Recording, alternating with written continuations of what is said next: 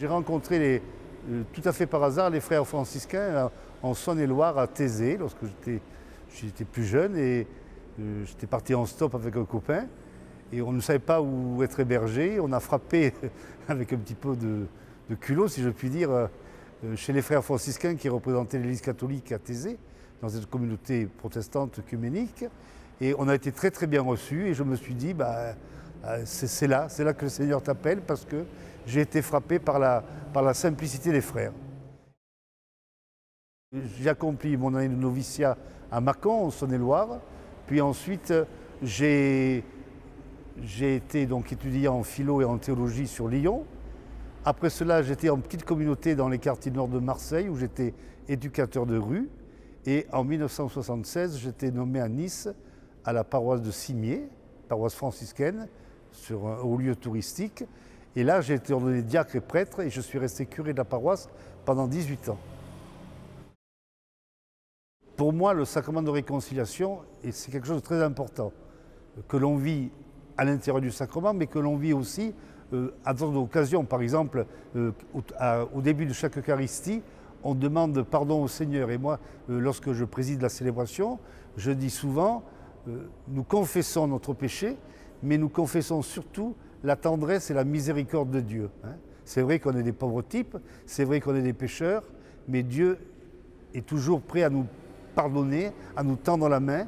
Il est qu'amour et miséricorde. Et j'ai toujours été, depuis que je suis prêtre, j'ai toujours eu, si vous voulez, une grande admiration envers ceux et celles qui viennent accueillir ce sacrement. Parce qu'ils viennent dire leur péché à quelqu'un qui est autant pécheur qu'eux, quelquefois même plus. Ils ont cette humilité, il faut une démarche humble. Et j'ai toujours été vraiment admiratif devant les hommes, les femmes, les jeunes, les enfants qui viennent accueillir ce pardon. J'ai toujours été frappé par François et le baiser aux lépreux. Et lorsqu'il m'est arrivé de découvrir tout à fait par hasard la maison d'arrêt de Nice, lorsque j'ai eu l'occasion de visiter cette prison, j'ai tout de suite pensé à François qui embrassait le lépreux.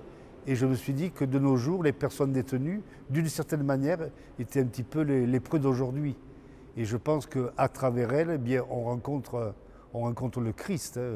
Ça nous rappelle le chapitre de Saint Matthieu, chapitre 25.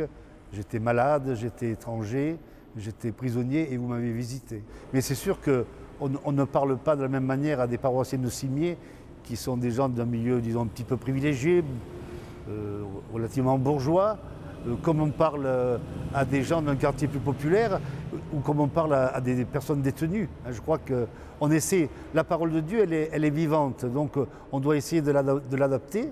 Elle est toujours la même, le message reste le même, mais le prêtre, le diacre, celui qui annonce la parole et qui essaie de l'expliquer, il doit essayer de l'adapter un petit peu aux gens qu'il a en chair et en os devant lui.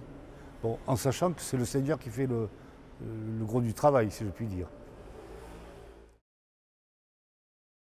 Les frères franciscains, comme tous les religieux, nous avons donc l'office, bien sûr, l'office, la méditation de la parole de Dieu, l'Eucharistie, bien sûr, et puis certaines dévotions comme le chapelet aussi. François d'Assise avait des dévotions très grandes à la Vierge Marie, mais c'est vrai que sans l'apport de la prière, notre vie n'aurait pas beaucoup de sens, me semble-t-il. Oui. Alors effectivement, il faut savoir s'organiser, parce que si on se laisse trop happer par le travail, par le service, on court le risque de négliger cela. Et pourtant, je pense que c'est primordial, parce que si on ne prend pas le temps de se ressourcer, on court le risque de ne pas donner grand-chose aux autres. Voilà. C'est de voir que des gens rencontrent le Christ, enfin, qu'ils soient enfants, qu'ils soient jeunes, qu'ils soient adultes, qu'ils soient pauvres, qu'ils soient riches, qu'ils soient en prison ou ailleurs, ça. Et puis, ma plus grande joie, c'est de célébrer des baptêmes. Je sais que dans l'Église, l'Eucharistie, la messe, c'est le sommet de toute vie chrétienne, mais baptiser un enfant, un jeune, un adulte, c'est une grande joie, parce que c'est transmettre d'une certaine manière la vie de Dieu et l'espérance.